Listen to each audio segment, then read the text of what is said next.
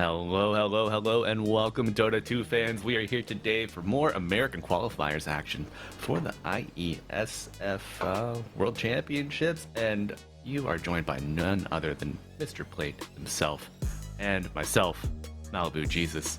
Welcome one, welcome all. Plate, hello, sir. How are you today?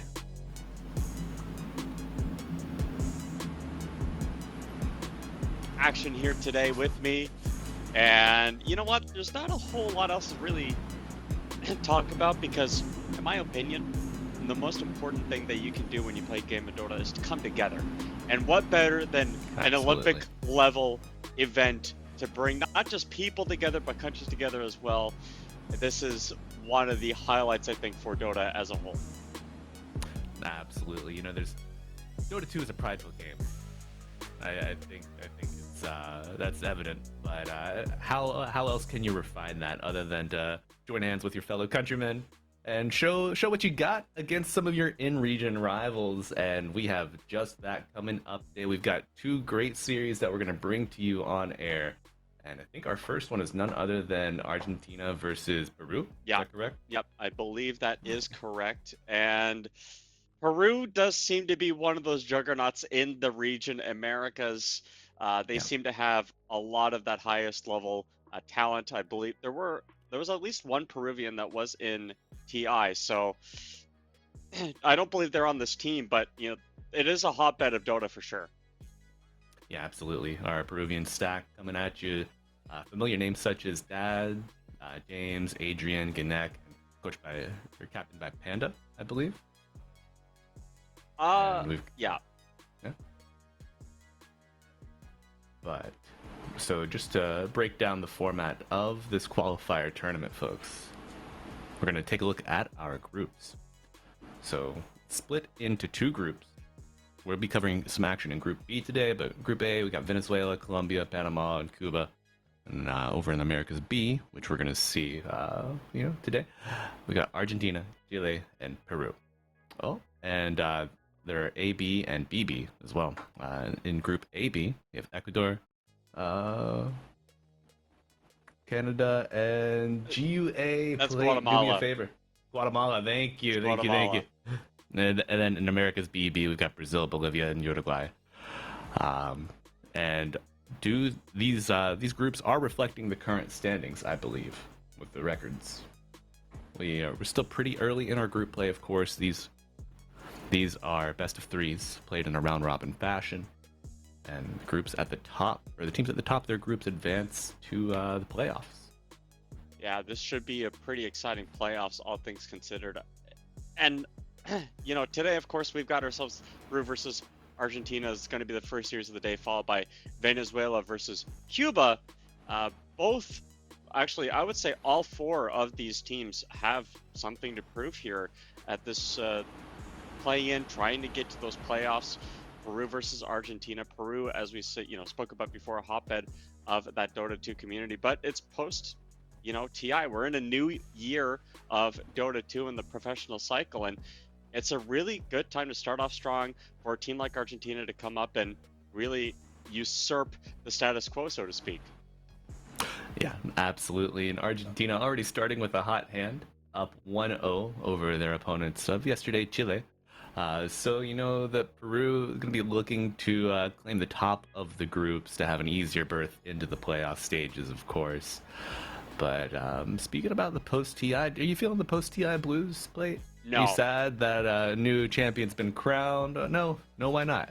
I think the post-TI patch is the most found and solved patch of Dota. It's the only time in the year where the highest teams throw everything they can to win Dota games, and you can see it on full display, right? With the API changes, you can't see those pubs anymore. So, at this moment, we see the zoo and we see the ultra farming that's going on, and really, it's either you bend or you break to the meta.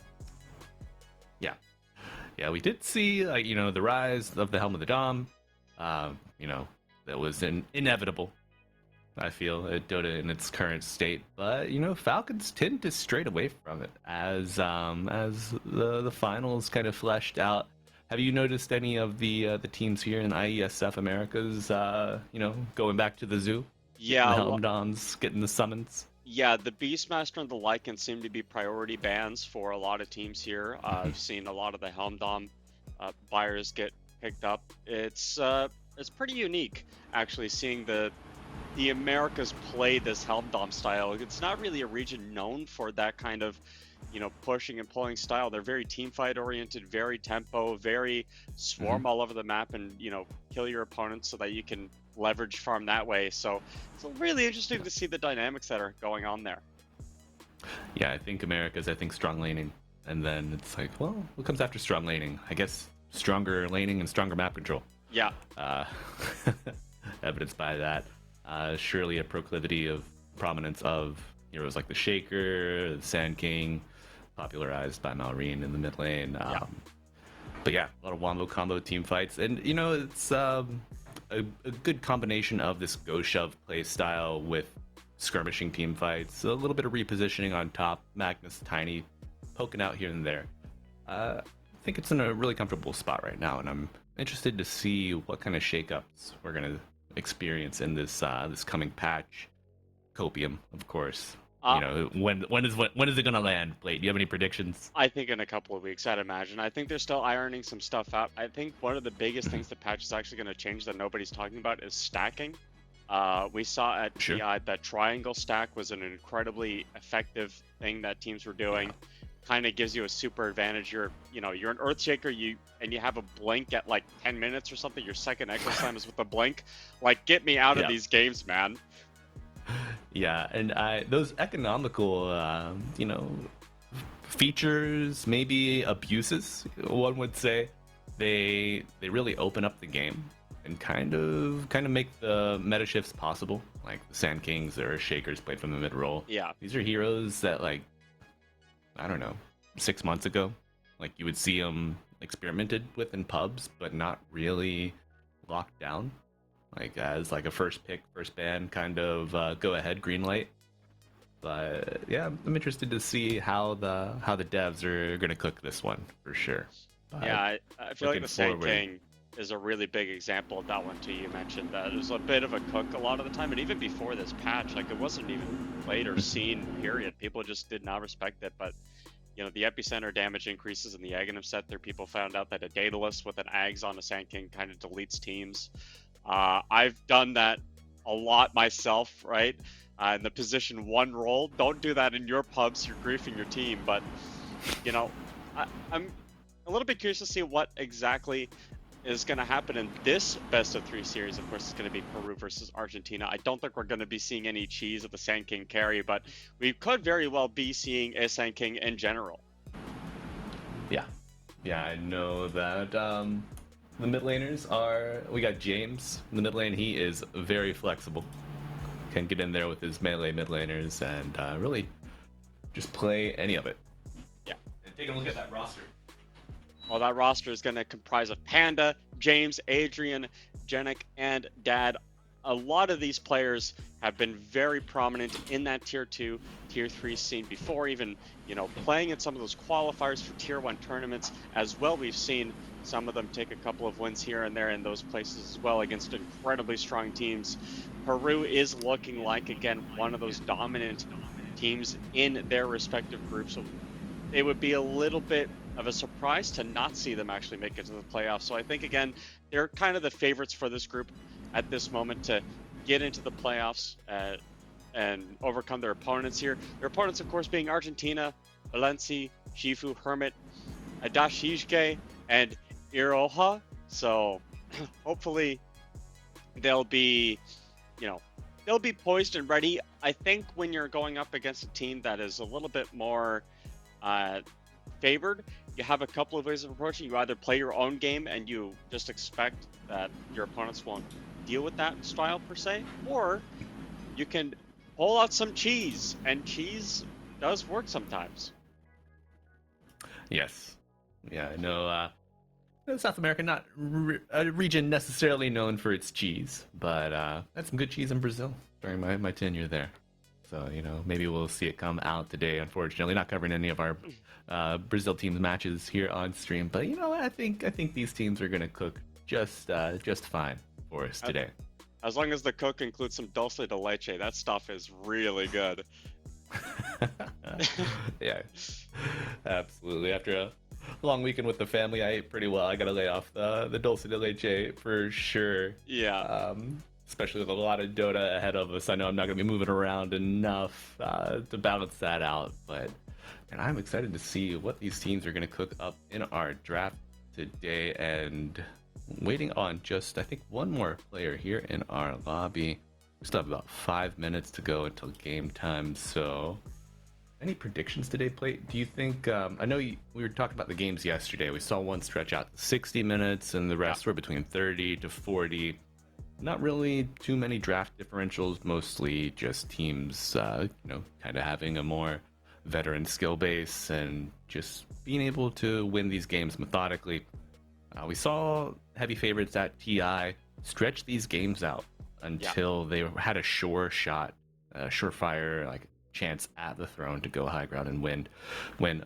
Have these teams been playing in a manner that's as disciplined, or have we seen a little more loosey goosey, fast and furious style kind of Dota?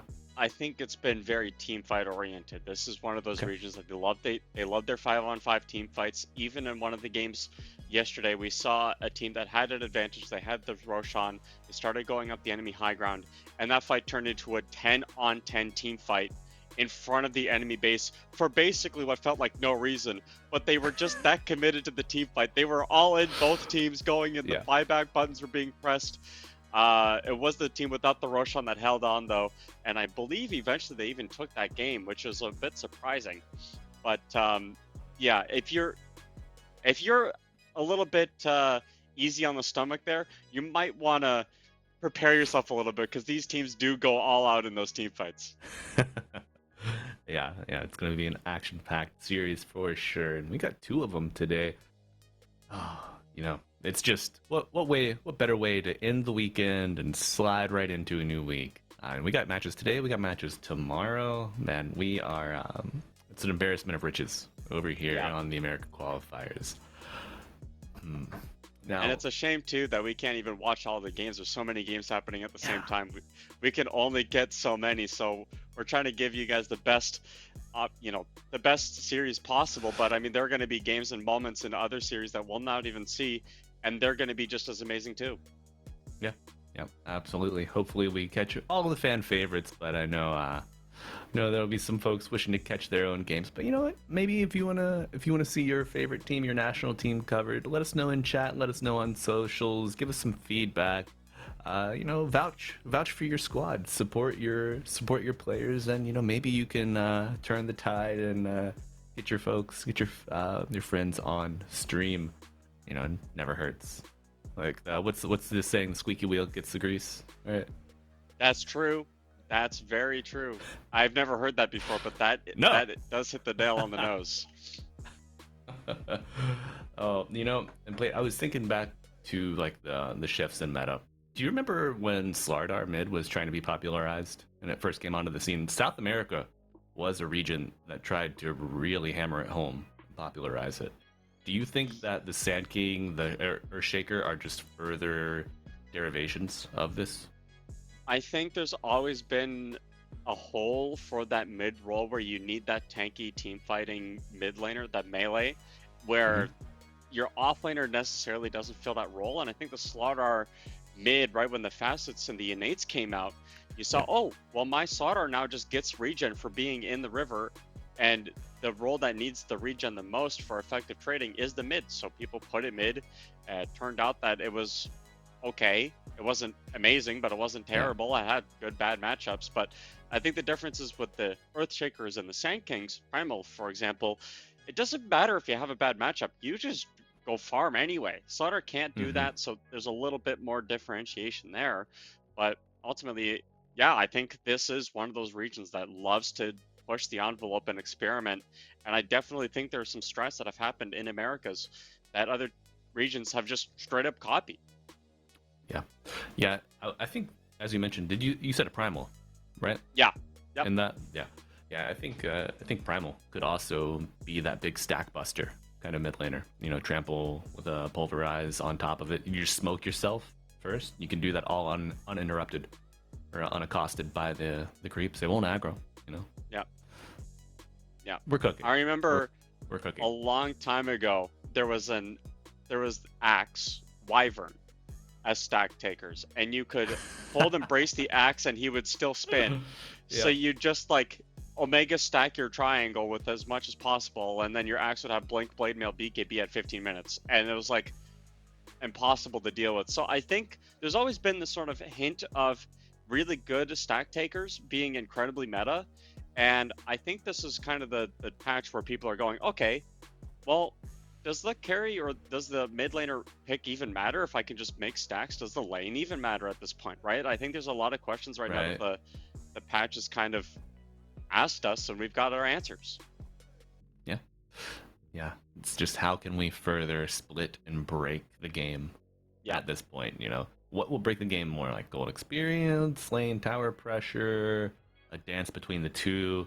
I think I saw yesterday in one of the matches that you were covering with Toltris, I think it was the Radiant side, they'd stacked for themselves, but the enemy team had an Earthshaker, and they were able to invade and steal stacks. Now I'm wondering if the next evolution of this is, can you draft in a way that will be able to go aggro and take enemy stacks, like, you know, rendering the time that they're paused for spent stacking just, you know, useless essentially. Yeah, and I'm just wondering if that's the next kind of push.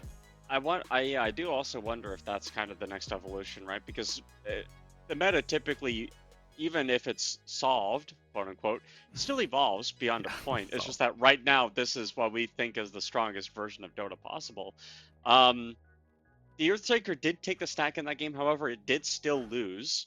So taking the enemy stack isn't always necessarily gonna win you the game, but it is a good start. So I wonder what the mechanisms are going to be, both for invading the triangle or defending it. I think what teams have kind of realized is the ancient stack is a little bit too greedy, but the hard camp stack, if you can take that from your opponents, that's pretty safe. Yeah, especially if you don't aggro both of them, usually you can kind of get in, take it, get out on that hard camp.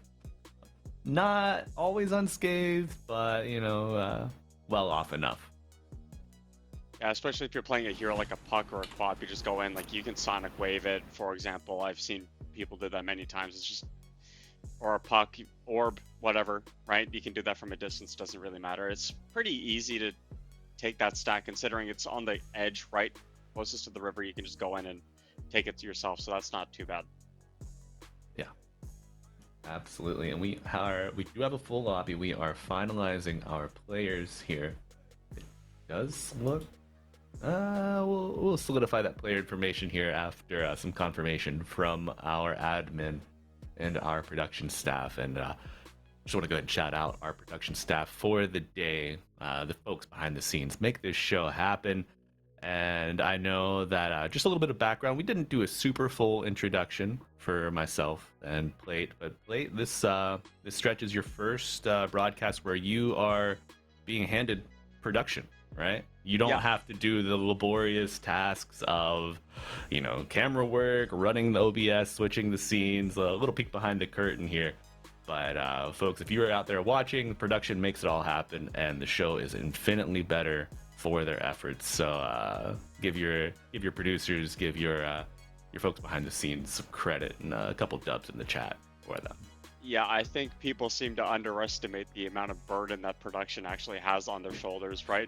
People will spam the T tours and whatnot, but it's just like, casting up by itself is already hard enough, and doing production is also a full-time job. I'm just so relieved to have a production team that's incredibly capable of, you know, giving you guys incredibly high content here. And you know, it's pretty nice not needing to deal with the production L's myself, but that's okay. We, you know, as casters, we kind of get a little bit more of the, I guess, the limelight because our faces are on the screen, people can hear our voices, but ultimately it is the production that allows us to have a voice to begin with. So shout out to you guys. Yeah, limelight, you know, targeting, they go hand in hand. Right? Yeah, true. True. Yeah. Who's that guy with long hair and a beard? I hate him. Oh, I hate Malibu. Jesus. That Plate guy? Hello? He has the same thing? What are you talking about? Oh, no one could hate you, Plate. No one could hate you. Come on. I wish. But, ooh. So before we get into our lobby here, Plate, anything that you want to see today that maybe you didn't get a chance to see yesterday? I saw both a Lycan and a Beastmaster. I also saw Tinker get banned like twice. I don't know if there's a Mhm. Tinker specialist here or what, but I wonder if that's sort of what the region's solution is to this zoo. Is this Tinker just deep pushing all the Yeah. waves, keeping the lanes pushed out? That could be a solution. I'd be interested to see it. Yeah, great deep push, especially with the translocator facet. Your shield gets popped, blink forward, get a little dispel, bada bing, bada boom. It's kind of a free get out of jail card, get Yep. out of jail free card. Also, I think back to Satanic Tinker, TI, like that's not something you want to deal with. As these offlaners that really love to get this farm, it's like, well, if I can't hit in lane, I'm probably not going to get too much farm unless I'm like a Beastmaster and I got my boars to work with. Then it's like 40, 50 damage at best, unless you have double boar. Yeah, it's not gonna be ideal for you for sure. And we've got the draft here ahead of us now. Ooh. Finally, I know. What a look treat. at that. Ooh, we get to see the heroes. SF ban. I feel like this is one of the more standard bans of the region. Like put it the mid, the carry. Who cares? IDC Quab and one of those other bans where you get complete and utter free games. You really don't have a bad matchup on that hero, to be honest. So I like a lot of these bans so far. Yeah. And just a quick factoid, it looks like Wonder Kid will be playing mid lane for Peru instead of James. Okay. I don't think that's an alias either. Oh no, it is an alternate ID. Never mind. That's why you'll always click the link and explore the player information chat. You want to make sure that you're getting all the info.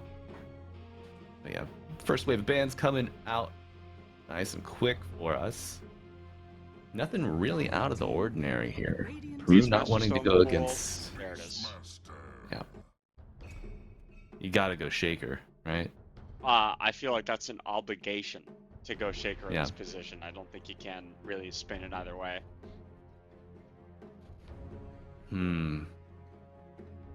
Shaker might be a bit of a bait into the Beastmaster though, because you do open yourself up to really not having a good lane. Earthshaker typically before used to be that first pick type hero, and I think a lot of those mid matchups have been solved. We saw Shaker really struggle at TI in the second half of the tournament, and I'm a little bit worried that if they do go for something like that, it would be a problem. But yeah, this is something we saw yesterday actually as a counter to the Beast was the Enchantress. Right. Just steal the boar. And I think we saw this also at TI. There was a fair amount of Enchantress from snaking primarily, which caused the Beastmaster to delineate and not even skill boars for a bit.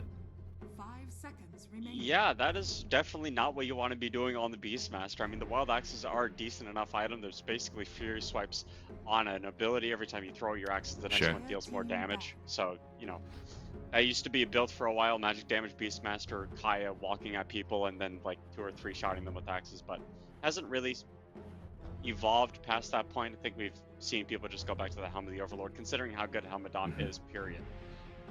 Yeah. And I mean, Helm of the Dominator you can kind of deal with a little bit, but then once it gets to that Ancient with the Overlord, oh my god. It's like, how do I kill this? I know. And that is, I think, an extension as well of why we see the Life Stealer.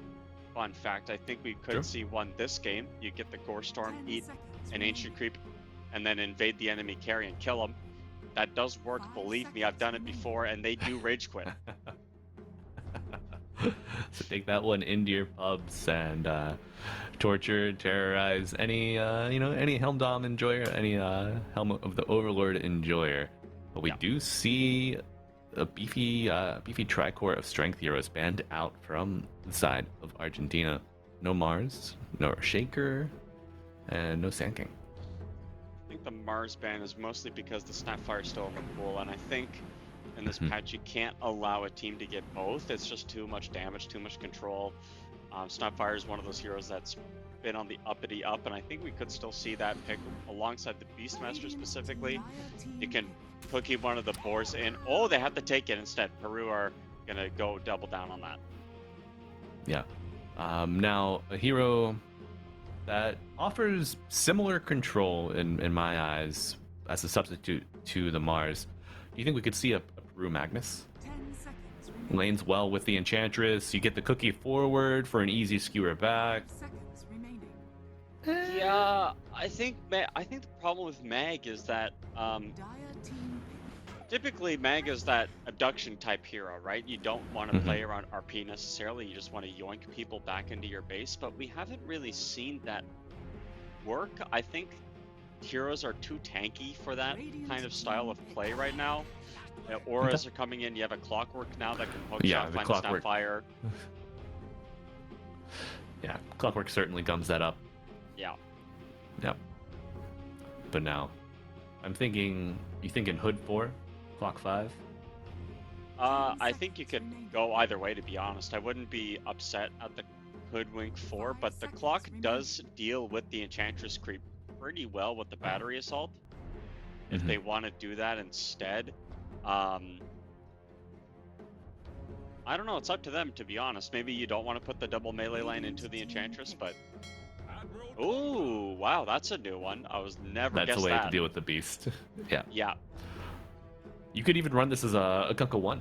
You know, you just mirror Kunkka 1, Kunkka 2, kind of just follow the Beastmaster around if you have the flex with your later picks available. 10 seconds remaining. Definitely. Something we could also see from Peru is a Gyrocopter to lane into the Beastmaster, and then you flex the Kunkka 3 Sure. or mid. That's one of the bigger options. I believe Skeeter played that a lot at TI in this matchup specifically, was into the Beastmaster. You just kill the boars with level 2 flat cannon, and then Yeah. you can also harass the Hoodwink if they're trying to cast spells on you with the flat cannon as well. So it's not a terrible option. And with the Enchantress, you could get a stun creep as well to keep people in your rocket barrage. It's something that the Hoodwink cannot deal with at all. Absolutely. And Gyrocopter certainly is one of Dad's most played heroes Okay. for the Peru America's roster. classic. Yeah. America's classic. A la heroic, right? Yeah. Beautiful. Disgusting, but beautiful. 10 That right click damage from Rot adds up so fast. And if you get a couple levels in your barrier, you know, your flesh heap, that damage block, I mean, it renders the Beastmaster summons ineffective. Yeah. The other thing too is the Hoodwink Bushwhack, I think, does instances of damage in very small ticks over a longer period. And I think if you just press Flesh Heap, you take no damage from Bushwhack, period. Acorn Shot as well is one of those things that you negate a lot of the damage from. And the Battery Assault as well from the Clockwork is just small instances of damage that the Flesh Heap will be able to render completely useless. This is not a bad Pudge game at all, considering how good Flesh Heap is in this lineup. Yeah, and I mean, for those of you that are not Pudge aficionados out there, damage block from Flesh Heap is to damage sources of all types, not just attack damage. So, Yeah. the more you know. Oh, okay, that's a decent answer. That's a Okay. decent answer to the Pudge, yeah. Yeah, and the other thing too about the Ursa is that you have the overpower to break through the Enchantress untouchable as well. It does not care about that whatsoever. So they did need something to deal with the Enchantress, something that could land against the Pudge. If you get comboed by Kunkka, you needed a hero that could withstand that. So the Ursa does all of those things. It is probably the only carry pick in this, position I would have considered. Or offlane pick. Oh, well, then you Or- put Beastmaster mid. Yeah, that's true. Or offlane pick, yeah. We know we didn't think we'd see it, but game 4 we saw it in the finals. Yeah. And I mean, Argentina, it's a best of 3. They could experiment a little bit. You go down a game, big deal. So what? We gave it a shot. We just 2-0. We just reverse sweep, easy peasy. Exactly. All right, final bands coming out. No Timbersaw, no Storm. I mean, both of those speak to me. Would have been great mids for Argentina. So Peru with the read that it's going to be a Beastmaster offlane. What are you anticipating here for our final picks, Blade? I think you desperately need a ranged core on Argentina. I don't know if you can get away with picking another melee here. I think that opens you up a little bit too much to a possible, like, Monkey King, for example, from Peru that would Yeah. do pretty well into you. So, ranged, I mean, hero that could play mid or carry, there are not a lot. There's very few and far between. Argentina will ban the Monkey King, so maybe they are going to go for another melee hero here, but that, again, could be very, very susceptible. Shaker made it through. No, he didn't. I'm a liar. No, I'm he sorry. did not. That's okay, I forgive you. If there's one thing about me, you know, it's I'm gonna lie. True. I mean, what? 5 seconds. How do you... remaining. what? Last pick here. Yeah, Range my Mind core. Palace is empty, to be honest. Team pick. Pango, that's not a ranged core at all. No, it's not. No, it's not. But that's a fairly good diffusal game. You know, Pudge can just turn that rod on. You got Tidebringer to play irrespective of mana, but you know, your sports need to cast the spells. Swashbuckle damage adds up kind of nicely. 5 seconds remaining. My instinct is Medusa for Peru, but I don't know if that's... Pango builds Diffusal Blade. Naturally, Ursa can build a Diffusal Right. Blade. Clock has mana burn. Troll. Okay. Now select your Not a heroes. bad response. Yeah, Saw with the this hero within BKB on Troll, you can run down the Pango roll. Yeah. Lets you fight into the Ursa. Decent laning as well. Get a little bit of extra armor should the Acorn Shot come out. Yeah, I think Switch the over to your break melee stance. Yeah. from Hoodwink is also purgeable, if I'm not mistaken. Okay. If you wanted to go So- for the Ags at some point as well. It's good against You the can Ursa dispel because you... the overpower.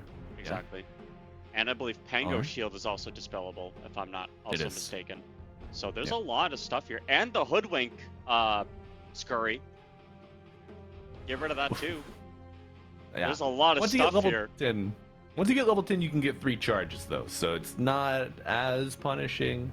But yeah, it'll certainly tear you out of the trees.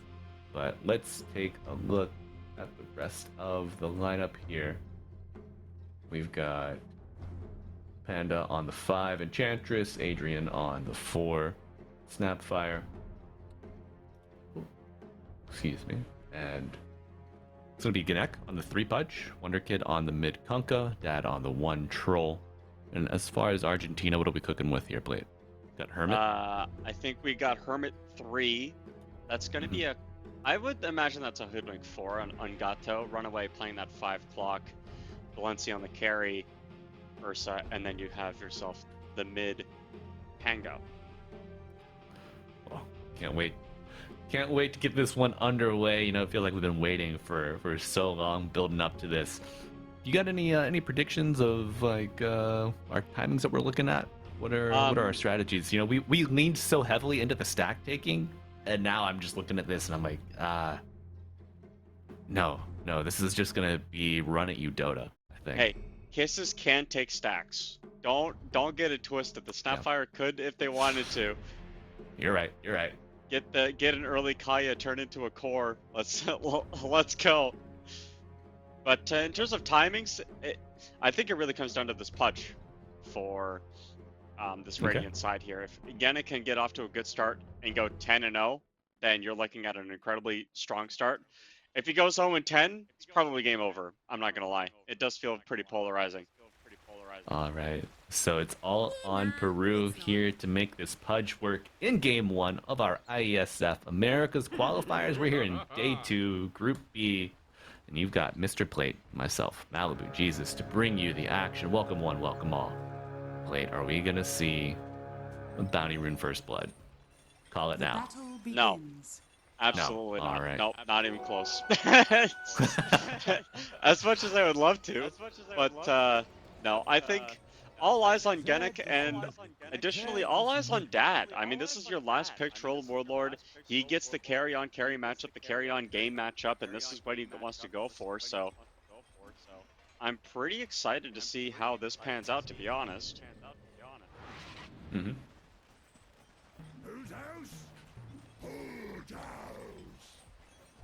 Sorry, just making sure that I had some That is- settings to adjust. We are all good though. Once you already lose a fair amount of health here in the top lane. Yeah. Very surprised actually to see Fat Lung go for a Little Shredder instead of Scatterblast. That's probably the thing that I'm a little bit most confused with. The Little Shredder level 1 just is a trading tool. Does so much work into both the Clockwork and in Ursa, so very surprised to see the Scatterblast. Yeah, I mean, I think offlane Pudge, I think it's really strong right clicks as well. You know, you get that minus armor up, you are really cooking Connect. Yannick able to dodge the first cogs, and the second one does not come out from Runaway. So the first salvo of spells seems to be a bit of a bust for Argentina. Yeah, and that's going to put Peru in a really strong position. You might not think that, oh yeah, misusing a cogs is going to be a big deal, but you know, Balenci can't really help the Clockwork here. Runaway is basically, whenever he uses cogs, he's putting himself on an island, unless the Ursa's in there already. Yeah. And oh no, back and forth between the cogs. It's gonna be a first blood for Peru. Yannick gonna claim that one. And you know, I think we maybe called it wrong in the draft. It's a 4 Pudge, brother. Radiant's courier has been killed. It's a 4 Pudge and a 3 Snapfire. Yeah, this is a cook. This is definitely a cook. Yeah. You know, but let's let him stand in the kitchen. And the single tree on that bottom lane, Bushwhack lands. But you're not gonna get another kill top side as the Pudge does fall off camp. We need to show a little bit of love to our boys down here on the bottom side of the map. Taking a look at our CS. How do you think they're doing? The CS is crushing it for Peru right now. This is one of those problems. You talk about the heavy favorites of Peru in this game, and one of those really key factors you're thinking about is the laning prowess of a team as good as Peru. This is... Troll Warlord is one of those heroes that will just out-CS opponents. Yep. Might see another hero kill coming out top. Looking out, Yannick not gonna get out. Overpower landing. And wait, how is Clockwork 3? With all of this stuff. He's not dying. Hold that thought. Ungato trying to get out to the safety of his tower will not have such luck. The last spear lands from Michiquito. Another kill, go to Peru. Now this is a complete bloodbath. This is the kind of Dota we love to see here. But it is favoring Peru right now, I will say. Getting kills is one thing, yes, and the kills are pretty even, but the CS is the problem here. 4 CS, 5 CS at this stage of the game is about 200 gold or so. And there's a team that's dominating right now. Yeah, already about a 1k difference, and the action mid, X pulling him back. The Beastmaster, likely not for this world, but we are everywhere. Look at that. Peru gets the hook, Ungato pulled back, and Ungato es muerte. Unlucky. Well, this Pudge, man, it's got 4 kill participation in 4 minutes. Dream Pudge 4 game so far. It's the Pudge flu game coming out for sure. Flesh heap adding up. My god. Shifu, bottom side, a little low. 13 wand to work with the salve ticking away. I'm pretty impressed by Dad's CSing so far, but again, it doesn't really feel like the Pango's been able to go into lane. Enchantress is... Every time Pango tries to go into lane, you're just going to see Enchantress walk at them with the Hellbear Smasher. Mm-hmm. And it adds you up. can't do anything. No, I think you are pretty much playing the sacrificial offlaner role here. You do have Gato stacking for you in the triangle. But looking to get a kill here on your neck. Enchantress is here top. Advance. Oh, through the twin gate, Enchantress arrives. That lung low pops the snap region, but no, the Dire safe lane getting low. The Scatterblast to land your neck. Will he get the kill? Yes! And Panda joining the fray. Big bushwhack, but not enough damage or control to do much. That was such a nice play by Peru there. They just used the Snapfire and Pudge as bait. You get enticed, your Clockwork and an Ursa, you think you can get the kill, right? Power up those Fury swipes, but the moment that the Enchantress comes, what the hell, Bear Smasher, the attack speed slow, the AoE damage is way too much. Yeah. Yeah, this you can't even really mitigate this early damage, you know? How do you offset this massive creep? You're not even creeping this camp at this level. Oh my It's gosh. coming out for you. Oh no, Yanek. Finding kills. Where I had to Argentina highlight that hook. falters. The Enchantress was using the Pine Cone to get the right clicks in and then moved it out of the way when the hook was coming out. The coordination between this nationals team, Peru, firing on all cylinders, diving the tier 1 tower top. Let's see what kind of damage they can do. Runaway, not living up to his name just yet.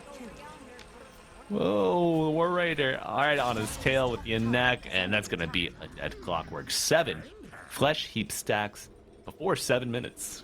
Can you believe it?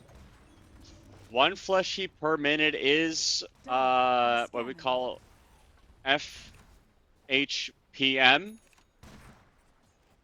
And Flesh heap when per it's minute? at 1, it's really good. Yeah, we gotta work to get that FHBM higher, folks. Yep. Peru do bring down the off-lane Pangolier, invading for the Wisdom Shrine. Wonder Kid able to force Hoodwink off, and oh my god, that's a dead Hoodwink. Double Wisdom Shrine going in favor of Peru. And we are off to the races here in game 1.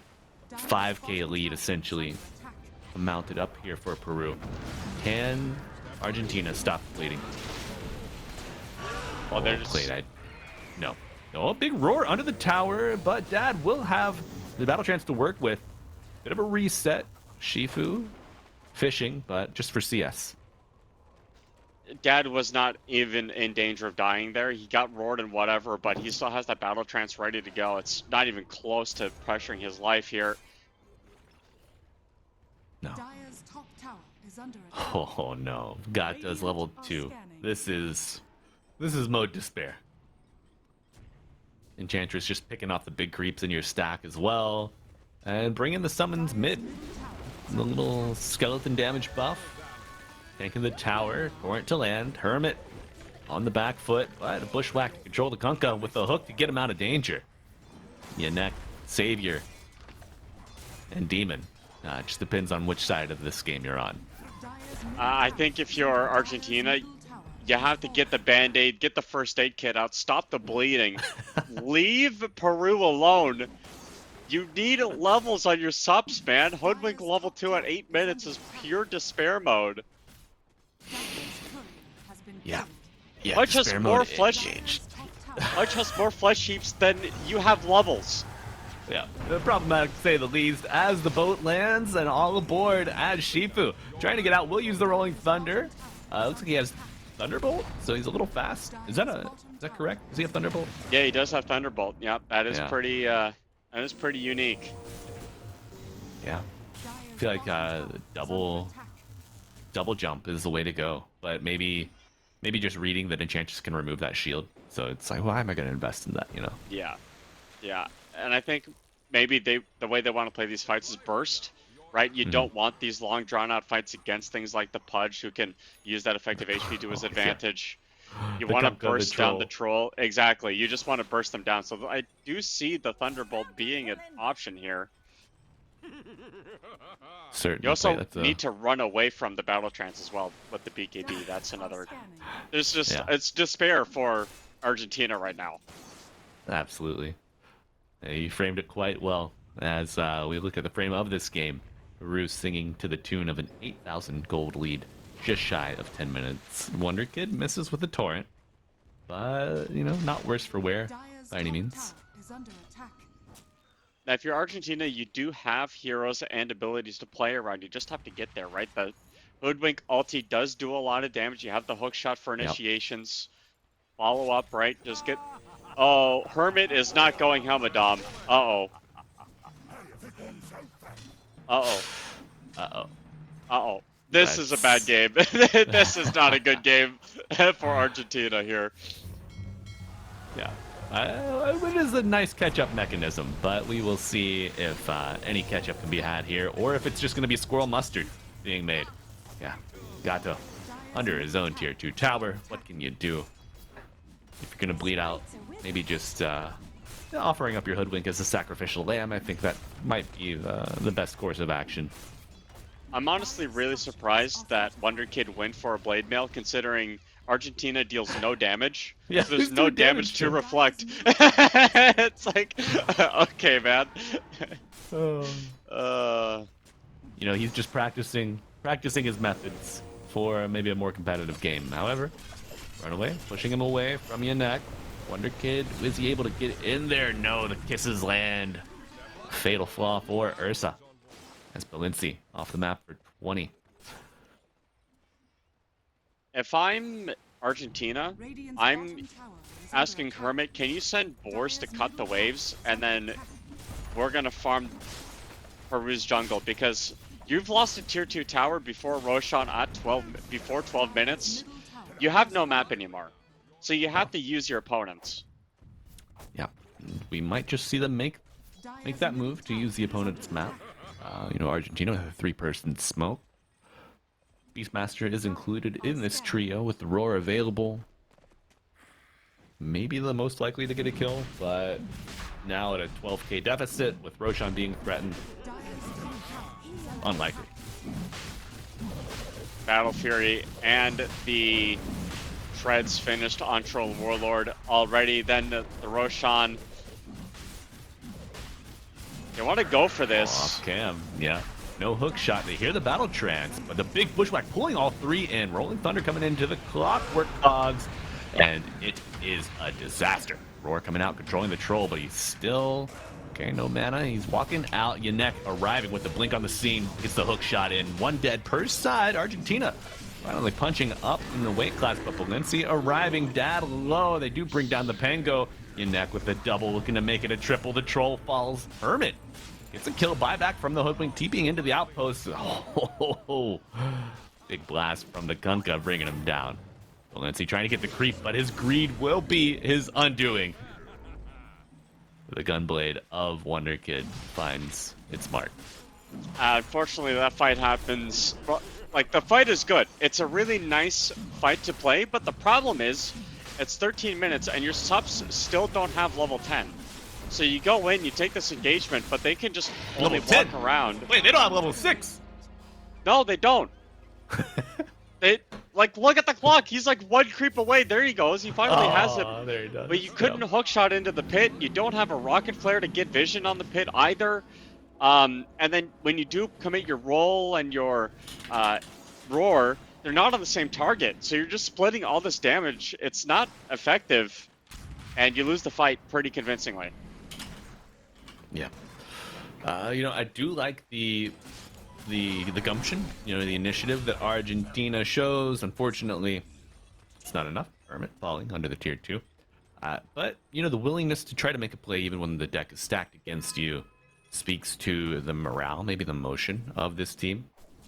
Maybe they just needed a warm-up game, you know? Well, you can't just sit back and do nothing in this game state, right? Like, it's 19-4. Getting a kill at this point will give you 1,000 gold. Dire's They did And- double their kills from that Roshan engagement. There's a blink on Pudge. Oh my gosh. Oh! Runaway tries to cancel the blink with the blood grenade, but it comes out a little too slow. Okay, hook shot into the Lotus Pool. This is a great terrain to fight in if you are a Clockwork. Yanek with no mana, going for that third cog bounce, finds it. Shifu with the roll. Dad here to defend his Pudge. Dismember controlling the Clockwork, but not for long. However, clock does fall. Shifu trying to find his way out of the maze. Will get Pudge kill. Big gold bounty going his way, but he will give up the ghost to this troll, dashing to the high ground, but he will not escape. The axes land, flying true. I think if he went to the right and the trees on the Pango, swashbuckle in there and break the vision, he probably can make it out. But it's already impossible. That Lotus Pool makes it impossible to roll if you're not already in a great position. But getting that kill, again, it is a net positive for them. Dire's bottom tower Yep. is under attack. Yeah, you know, it feels like a bit of a dosage of copium at this point, but any way that you can delay the game, keep Peru from advancing on your base, buy some time for this Ursa. You know, it's I mean, Don't this look at the place, graph. Don't look at the this, graph. my God, the XD spray. Who has that? What team has that XD spray? Well, more on that later. You're trying to lock down Balinci. The kisses are flying. X gonna pull that Ursa back right into the molten lava, but no, Balinci able to get out. Ward placed down by Yannick. Oh, the hook shot interrupts Wonder Kid's aggression under the tier 3 tower. He will escape. Roar controlling, but not enough to control the Ursa. Does go down. Yannick locked into place. Shifu picking up another bounty from the Pudge. And now Sentinel trying to prolong this fight in their base, but Peru with the reset. Considering how dominant this Pudge is, I think we're still forgetting that this is a position 1 Ursa who's about to be less net worth than the Enchantress. Yeah. He's not had a game so far. He got completely shut down in the lane. The battle fury timing really being this late means that you can't go into the jungle and farm as effectively. You're dealing with a hero that has a battle fury, a hero that, you know, Kunkage can just cleave waves solo, and Snapfire farms very fast, incredibly fast, criminally fast. So there's just a lot of things that the Ursa has to do to get uphill here, but diving tier 3 towers is a start. Oh no, Balinci, you do not want to be here. That's not a neutral. No, that's not your tier 3 tower. What are you doing? Gato gets brought down, and Balinci. Okay, Balinci is safe for now. Plate, did you see that that smoke graphic on the Radiant Heroes there? I did see that. Yep. Dire's top tower is under attack. Are scanning. Maybe some spaghetti code coming out from Dota in the update. I saw the coordinator was somewhat offline, but this tier 3 tower also offline now, thanks to the efforts of Peru advancing. Gonna tear down the first lane of barracks, but Shifu has something to say about that. Rolling Thunder on the back line. Ungato trying to get the roll. They do after the roar follow-up out of the troll. Will they bring him down? He gets off the battle trance, cleaving 3 dead for the Dire. A reversal of fortune. That lives up 4 dead now, and GG called just shy of 20 minutes. Peru take game 1 in stunning, dominating fashion. We did talk a little bit about how favored Peru was in this matchup, and it just felt like they could do whatever they wanted. And the lanes, right? This is a game where the lanes were won, and that was it. The end of the game happened, I feel like, pretty shortly after that. Yannick and Snapfire in this top lane just completely set the tempo for the rest of the fight and for the rest of the game here. I mean, this was a masterclass in Pudge gameplay. Absolutely. Yannick just seemingly everywhere, smotheringly so on the map. Got that early blink dagger involved. You mentioned he had 4 or 5 stacks of flesh heap and just as many kills that were on the map. We touched on 7 stacks before 7 minutes. Just an unreal movement from Peru. These are players that have played together on and off for quite some time. You got to imagine their comms are stellar. So the chemistry's there, the comms are there. They have an identity of team already, and it's certainly showing in this highlight reel. Do you think that we will see a similar reel in game 2? I think if you're Argentina, the best way to go about this next game, get supports that can win lanes. The Hoodwink and the Clock, the Clock Ursa lane doesn't have a lot of oomph to it, to be honest. And I think the Hoodwink as well kind of struggle. So, you know, I want to see like Jakiros come out, Undying, right? Like heroes that just win lanes for you, and then you can use that lane advantage to move forward and help your cores out, because Balinci, Shifu, and Hermit, you know, they were playing with a level 2 Hoodwink at 8 minutes. That's just, you know, you're basically down a hero, and it's not on Gato's fault. He just got outplayed, right? Like that's the state of the game you're in. So Yannick on the other side, just easy MVP in my opinion. The guy took over the game and just carried, to be honest. Absolutely. Yannick just dominating his own lane and then expanding his influence across the rest of the map, making sure the mid and the off lane were shut down as well. We saw that early movement from Panda and Michikito on the 5 Enchantress through the Twin Gate, just really solidifying the end of that laning stage as well. But yeah, for me, as you mentioned, Plate, Yannick, MVP in game 1. I have to see if Argentina can get those lane dominating supports and have a chance at breathing some air into game 2. Yeah, I think, what this graphic doesn't show is, very importantly, Genic having an FHPM of nearly 1. It was 0.8 or 9, which is, of course, the flesh heat per minute. That's the only graph or stat that pudges care about. Yep. I think he's probably got a whiteboard on his wall. Just with that column. He's like 0.08 every time he gets a 0.80. kill. Every time he gets a kill, he just marks it down in the middle of a fight. He's marking down his flesh heap states. He gets a gold star, or silver star, or bronze star based on his flesh heap per minute stat at the end of every day of competitive play. But yeah, establishment of dominance from Peru in game 1. And folks, we are going to take a brief intermission, let both teams get a breath of fresh air, and come back to the drawing board for game 2. We will see if Argentina can fight back and extend the series, or if it's just going to be Peruvian dominance in our first series of the day. But Plate and I will see you back here in a few minutes.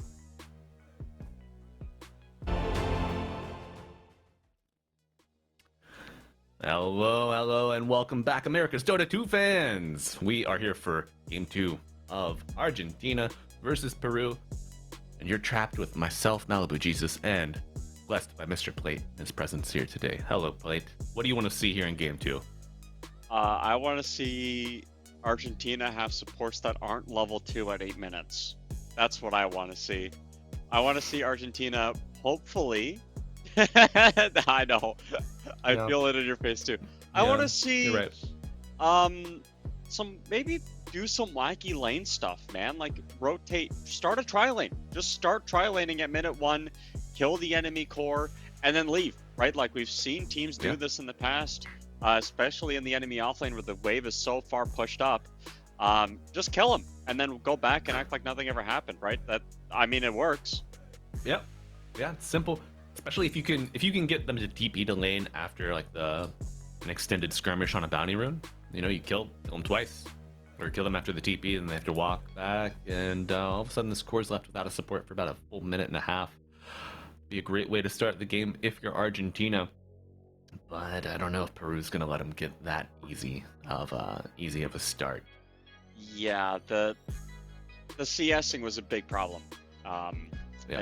You look at the CS charts and it was like 80 CS to 30 or something like that on the carries, and you really have to fix that problem somehow. I don't know whether that's you just go full lanes and you ignore, like you say, hey, we're just gonna get the lanes even, and then we don't care if we get out team fought or whatever later on. We cannot screw up the first 15 minutes of the game. That minute 4 rotation by both supports going into mid and killing Hermit was a really big, made a really big play and impact as well in the game. I think the way that Argentina used tempo in their early game, they had self-sufficient cores in their lanes. I was very surprised that the Snapfire could just sit there alone against both the Clockwork and an Ursa, but at that point they were so far behind, it didn't matter if the Snapfire was alone or if the Snapfire wasn't even there. The Ursa couldn't lane, period. Absolutely, and it seemed like the movement of Peru utilized the Twin Gate, just used like the river movement, so TPs were always ready should the Snapfire be in danger. They could respond to that. And you also touched during the game 1, why does Snapfire have Scatterblast level 1? Well, I think it was to secure the range creep, get that level 2 quickly, harass the double melee safe lane. But yeah, I think we saw that 80-30 CS differential provided mostly by the harassment of the supports. Just the how much that Enchantress offers in contrast to the Clockwork in that early laning phase. It just seemed to be a night and day difference. So as you touched on, Plate, hoping to see our Argentinian roster draft a more aggressive support lineup to get in there and bruise these cores a little bit more, and maybe even get an early kill. You know, force a bad TP out. Sky's the limit. Yeah, I think an Undying here really would help with what happened in that last game. Quite a lot of an effect. Oh, Mm-hmm. whoopsies. But the other thing about it too is that a level 2 Undying can't actually have impact in the game, even if it's 8 minutes, because Tombstone is, you know, always a good ability to have, even if it's only level 1. You know, so like the thing about it is like you kind of have to pick a hero that will win a lane, and then also if your lane is terrible, they can still do stuff if they're not level 6, right? That's why I'm thinking of heroes like the Jakiro, like the Undying, like a Pugna with the Nether Ward, right? Like, you know, subs that can actually help the game in a positive way and keep themselves alive, or at least deal damage in some capacity. Yeah, pre-6 supports, or supports that are relevant pre-level 6, always a luxury. And you know, if you are this team that is not the favorite, you know, you got to account for these deficits in experience and gold that you're going to find, you know. So being able to get that Jakiro, you know, I would think that a Clockwork, you really want hook shot, but Battery Assault, Cogs, a powerful tool in their own right. Certainly one of those you heroes die. that can... They're really good until you're dead. Yeah. Unfortunately. Unfortunately, I wish the Battery Assault was like Leshrac and his Diabolic Edict. Like, if you die, the Edict still remains and the explosions still go off. I think Battery Assault should still be like that. Like, your corpse is there. You know, you activated the ability. The Battery Assault should run its course, right? I mean, that would be very annoying to play with, because, you know, at that point the Clockwork is always relevant. You hook shot, Battery Assault, Cog somebody, and then if you die instantly, it's like, okay, well, you're still stuck in here. My whole team is here, right? So that could be a facet. That would be an interesting facet decision, I think, for the hero. Wait.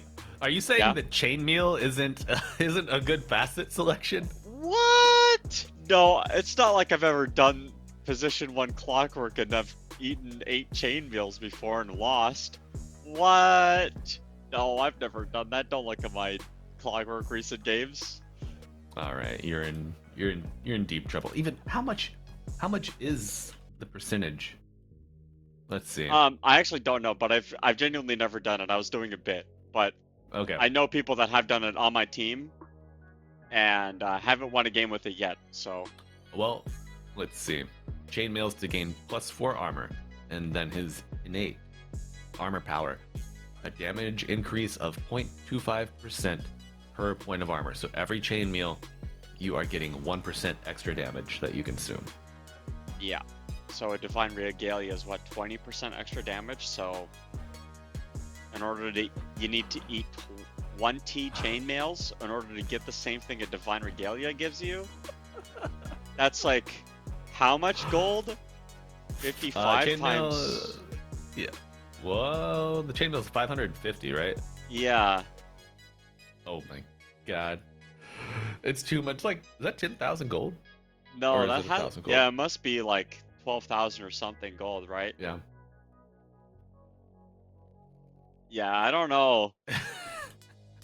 You know, if it was easier to make gold in Dota, maybe it would be something to explore. But you know, we're done exploring the poetic waxings and wanings of our Clockwork strategies, folks. We might just have a lobby here. Yes, we do. All players have loaded successfully and played. I am excited to see what the drawing board has provided for Argentina. Will we see a rebirth of effort and fire for this team, or will they just falter as Peru stampede to a 2-0 victory? I think if you're Argentina, you have to hope Peru are coming into this game with so much confidence that they underestimate Argentina really hard, and then you can surprise them with some sort of, you know, strategy or game plan. That might be one of the ways you go about this game. Sure. But like, if it's a repeat of the spellcasting from game 1, Argentina really have to prioritize heroes. A lot of these team fights, there was a core running at another random person and then another core fighting someone else. And like when you're that far behind, you're never going to win a one-on-one. And it didn't No. feel like 10 these seconds team fights remaining. were concentrated efforts on killing individuals. It was, 5 seconds we're going to remaining. find one person, and then that's the person I'm hitting, and I don't care what else is going on. So hopefully Argentina can clear up some comms a little bit, figure stuff out in their team fighting. And I think had they done that, it would have been a lot more of a fight. Yeah. Okay, well, at least you want to worry about a pudge in this fight. Argentina, take it out of the pool right Good away. ban. Dire Good ban. team pick. Radiant team That's pick. what I was gonna say. They do leave the Shadow Fiend in play. This was banned out in the first wave last game, and I think we might just see why it was banned out. Because Peru, they've got some Shadow Fiend players. Both 10 Dad and seconds Wonder Kid remaining. love this hero. So 5 seconds Um, remaining. you when you see the SF first pick, you know it's a flex. Mm-hmm. So you kind of have to pick something that could also be a flex Dire team response ban. that is going to be good Tusk. against it. The Tusk Okay. is okay. I mean, it's really good at SF. You have Yeah. Blink Save for ulti on the SF, and SF hates people that just stay on top of him the whole time. Tag Team is one of those options, right? The Tusk is one of those strong laners I was talking 10 about. seconds You will have remaining. impact before before your level 6. The Walrus Punch isn't 5 that big of a seconds deal for the remaining. hero, and it combos with a lot of other heroes. Snapfire Does. Tusk feels illegal, but it's not. Especially- You can do it. Yeah, with the little shredder, Yep. you know, you get that tag team damage, or even if you go drinking buddies, you could run an offlane Snapfire. You could run a safe lane gyro. If you have drinking buddies, that flat damage on the little shredder or the flat cannon, it's an amazing team addition back. to the tool set of those cores. Yeah, and you don't need items or CS to use those. You just need XP a little bit. Are you Radiant confused about this team ban. Visage ban, my friend? Yeah. I'm glad that you could read that. They don't want to go to the zoo today on the No. side of Peru. No, they Lycan, don't.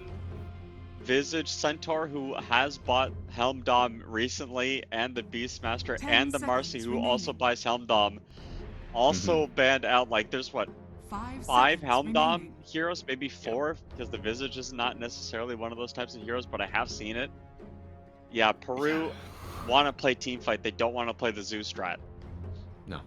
No, they do not. And Hermit loves his Zook offlaners.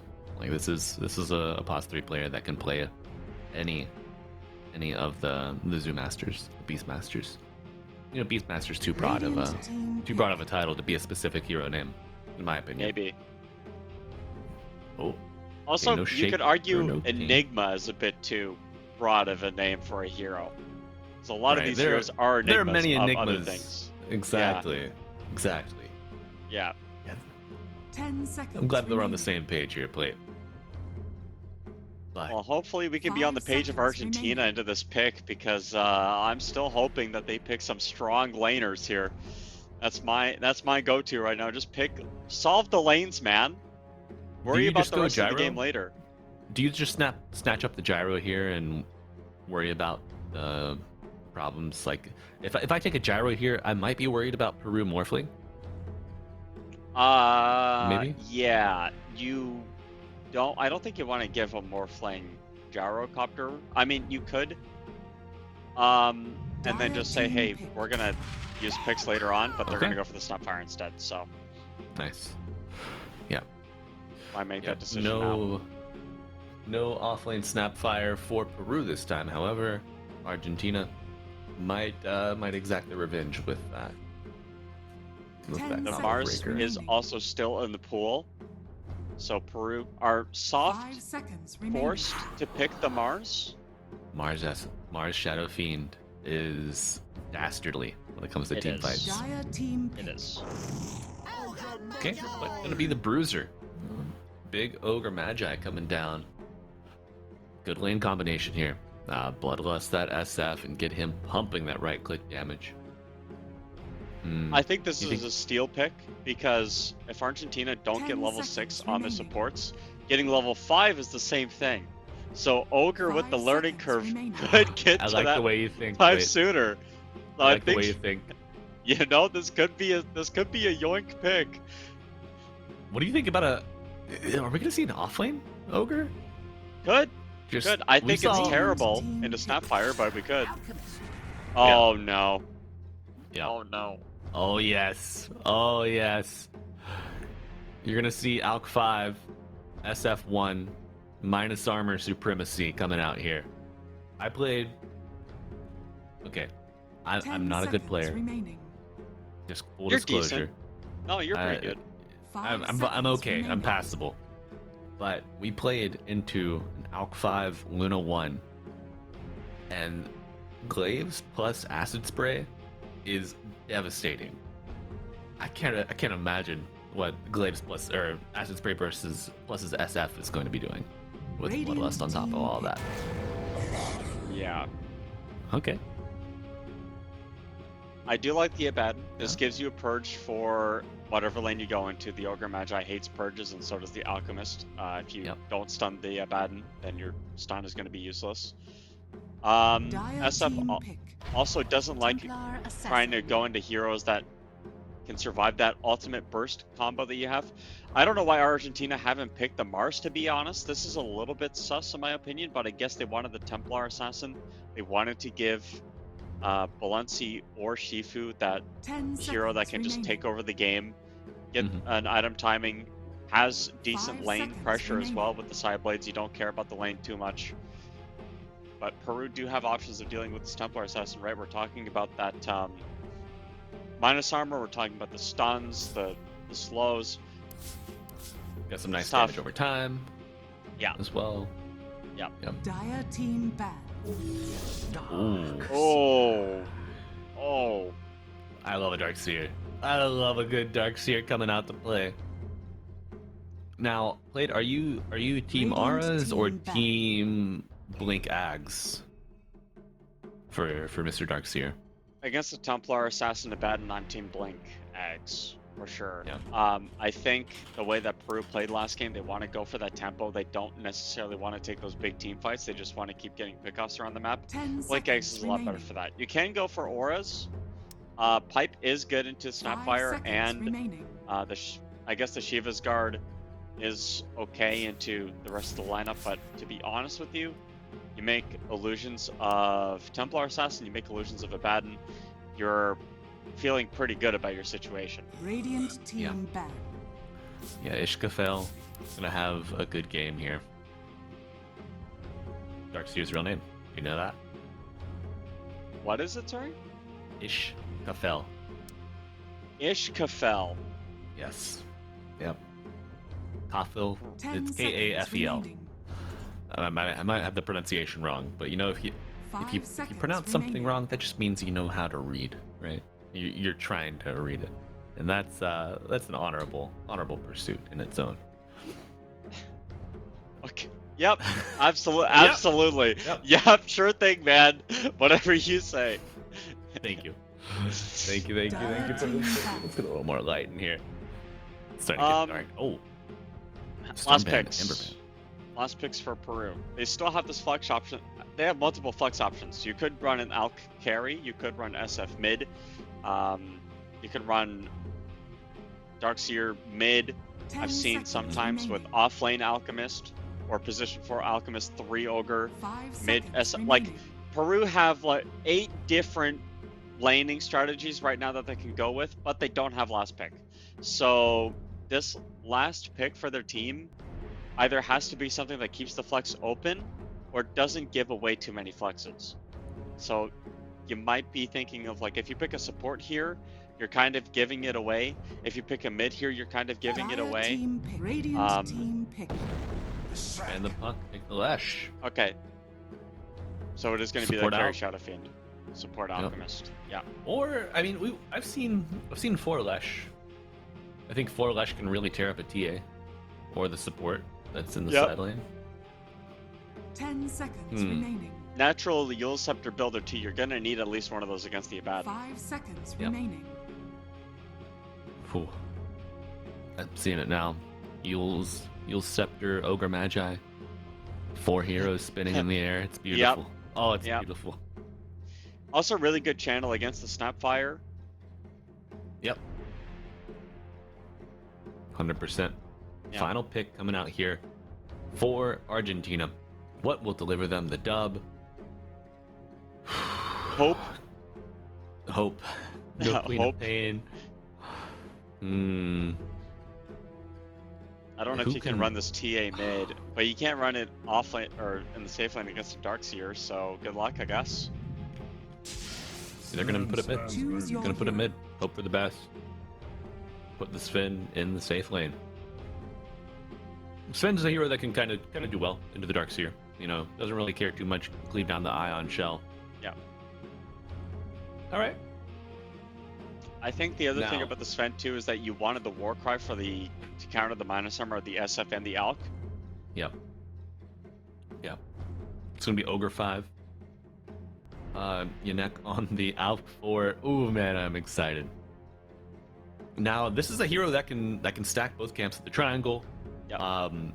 Also you can Ion Shell yourself, and if that Darkseer is, I don't know how many units away, but I think it's like maybe like a screen and a half, maybe 2 screens away.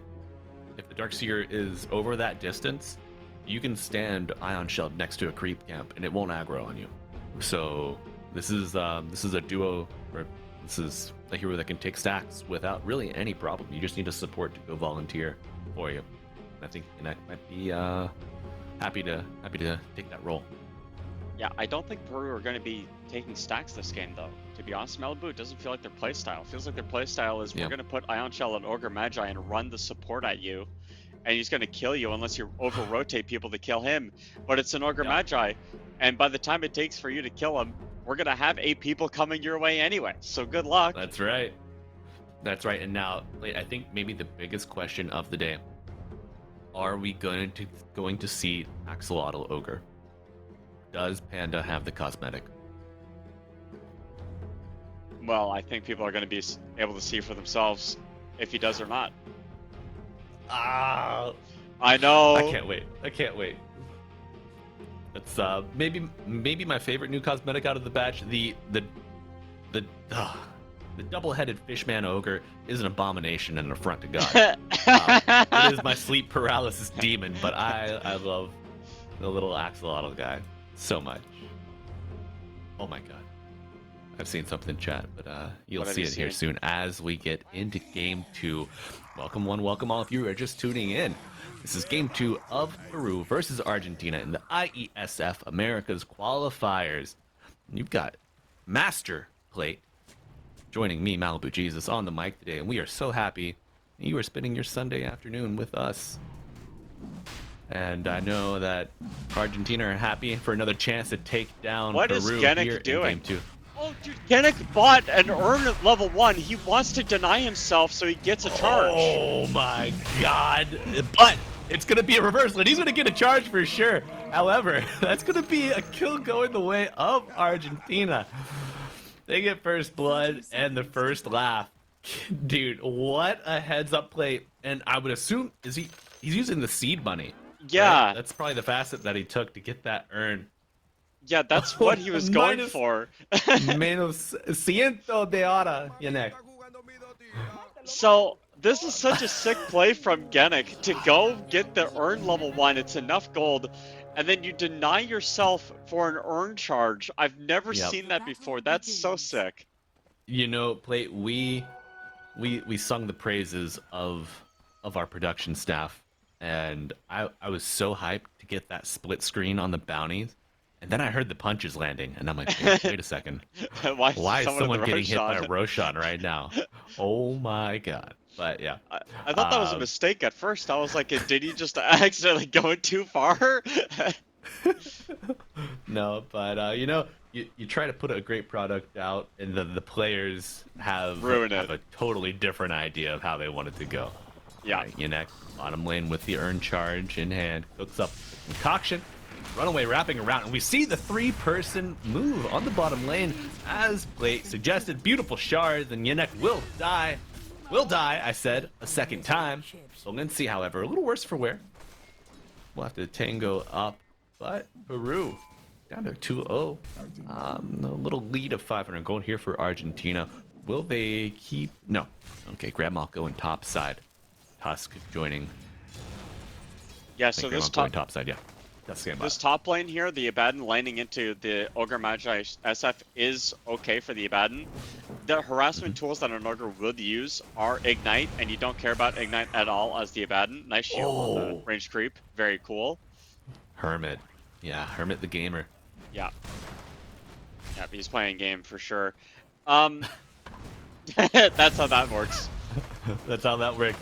We're going to see how level 2 Ogre works. Michikito, Mr. Panda running forward. However, reversal with the Scatter Blast, and now fortune might favor the bold as Argentina looking to go for a 3-0 start. But no. No, I did want to talk about this bottom lane. I wondered if Genic went for the Urn level 1 because he knew he was going to get tri-laned at level 1 as well. Mm-hmm.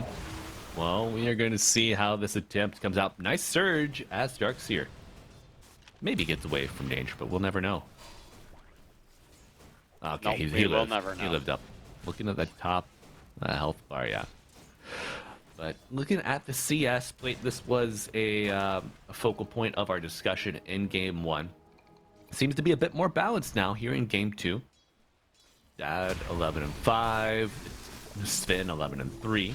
Not a bad balance there. Yanak. Oh, the shards block him, but they don't keep him in cleave damage.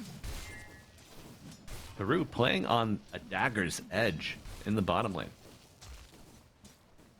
And you can't see Sven the skill build there to go 1-1-0. Just using that great cleave to get the wave pushed out as much as possible. Did not feel like he needed the armor in this lane.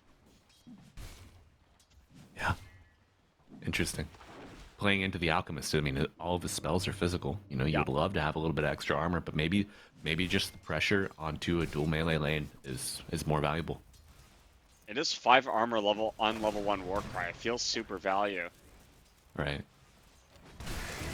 Maybe Mana's could be the issue that he's worried about. Oh, beautiful shards from Runaway. Gonna secure the kill there on the Fat Lung. They did it. They achieved the goal. They have better lanes. But now, can they make better lanes a better mid game? Well, I have more hope for them this game just because Angato is level 2 at 3 minutes instead of minute 8. So they are doing better in that sense. And the TA mid, TA self-sufficient mid laner, you really don't care how your lane goes. You just keep pushing and farming and until you get your Dragonlance playing Dragonlance. Yeah. Desolator.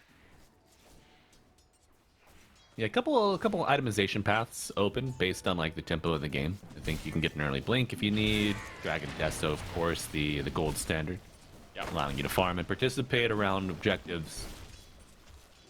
Blink if you're nasty, maybe get a little more aggro. Typically, when I think of an Alchemist Darkseer lane, I think of Ion shelling the Alch and then running at your opponents, but that doesn't seem to have materialized in this bottom lane. No, it doesn't. You know, I don't think Alch has a ton of starting armor, and the physical damage is simply enough from this Argentina safe lane. Going to be a double snowball onto Fat Lung, buy some time, but the shards will not limit his mobility. Darkseer sees it all, finds the hole in the wall, gets right through it. This Tusk lane is doing really well. This top lane, however, Hermit getting harassed. He's not having himself a great time. The SF is doing well in terms of CS, but the difference is, right, Dad with that CS hasn't had many kills, right? Hermit's been able to keep himself alive. Mm-hmm. Yeah, just kind of outliving here in the top lane might be the key to giving you a mid-game berth. And it's the key to the mid lane too, but there's a rotation happening. Oh, there sure is play. We see TP coming in from Tusk, but will it be enough? Shifu, about half health. Radiant supports arriving. Tusk, canceled? Who's TP? Yeah, and everybody's gearing up in the mid lane for that Strange. minute 6 rune. Oh yeah, it's a battle. Peru seems like 3 heroes centered around, Yeah. dominating. Yeah. All right, Scatter Blast on to Wonder Kid level 5 with the snowball coming out. It lands. Cookie forward. Wonder Kid. Oh, falls to Shifu. That Melt Strike is everything. Return to action here. Tusk of Fall. Gato trying to get to the high ground, but Migatito needs to run a little faster. Bring down the Alchemist. And Shifu gonna gobble up all of that experience. Last remaining core in the mid lane. That's an Omega win for Shifu in this mid lane. He just needed a little bit more oomph to get himself in a better position here, but they are... Like him getting level 6, he stayed to get one more creep than the Lesh did, and that was what turned the fight. Having the access to those side traps just did way too much work there. Now they're going to try to over-rotate, get the Wisdom Shrine. Peru do not want to let the Radiant supports have anything in this game. No, they don't. Wait, they can really tighten the vice here. Might see a repeat of game 1, despite the great start in game 2 that they've had. But, oh, gonna be 2 dead on the side of Argentina. Your off lane is gone. You lose your wisdom. And Radiant's top tower is under attack. that's a tough break for Argentina. That might have been a situation where if you're Argentina, you want to bring everybody to that because you know Peru's going to be over-aggressive. I think if you bring the TA and the Sven to that fight, you have God Strength, you have the TA has level 7. Make a play. Punish this aggression. Yeah, I would have loved to see that as well, Plate, and your stacks get scouted out as well. So now your spin feels like he's on a bit of a timer. That pressure is mounting because the Dire are going to try to keep tabs on those stacks as we hear that acid spray come out just off cam. Yep. Gonna whittle down. Oh, yeah. Bit of a battle for that hard camp as Shifu farms mid lane safely, shoving out the wave in anticipation of the 8-minute rune. Will be bottled up by Shifu and Illusion. Oh, yeah. Okay, we're seeing Gato try to scatter blast some of the hard camp creeps, but the damage over time from the acid spray is enough to give Yannick a majority of the farm. Breaking loose, the action snowball forward onto the Alchemist will be a self-stun, a deny from the pause 4 Alch as Shifu eats up the Diabolic Edict, returning the damage, a big stun onto Shifu. Charging forward, Hermit, no level 6 just yet, but he is not fearful. The cookie forward, and now he gets that 6 with the kill under the tower. Dad returning fire, but it's going to be Michikito getting low into the pit. Just breaking the sight, and now Dad charging forward, not afraid. Gonna clean up the rest of that hard camp. Yep, he's got himself that ultimate available. I mean, Hermit did have level 6 himself, but didn't want to commit the ulti and then, you know, have it run out and get ulted himself by the Shadow Fiend.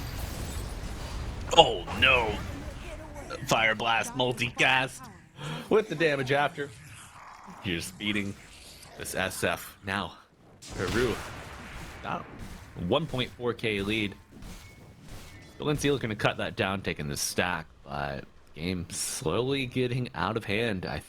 Would you say that, Plate? Or am I just hyping it up a little too much? I think the game right now is a very even state. Okay. The only thing is like Hermit is a little bit behind, but besides that, Valencia is free farming on the Sven. This is exactly what the Sven wants. Ignore me. All the pressure's everywhere else. He hasn't died yet. The Templar Assassin's going to hit those item timings. Going to go for that Dragon Lance first. The kills are chaotic, and you did lose that hard stack, but your supports are doing a lot better this game, right? You don't have level 3 or level 2 on your Snapfire. They're actually going to give them the bottom lane and get level 6 soon. Tusk on his way up to level 6 as well, pretty soon as well. Yeah, Walrus Punch, a great way to interrupt the flow of this Peruvian team fight. Yeah.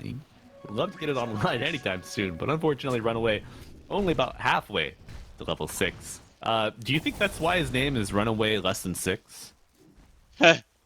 Probably.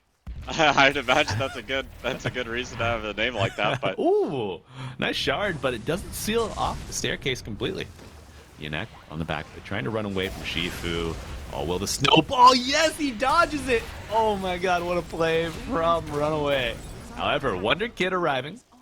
Splits the earth, stuns the Tusk. Radiant structures are But fortified. Shifu coming out on top. Man, look at that, level 9 PA. And on the other side of that fight, you also had the Sven getting involved. The shard's Love to see barely it. missing. Yeah. Yeah, you can't win them all. But, you know, he's level 6 now. Oh! Big right click damage. Level 10 SF, hitting for almost 200 damage a click.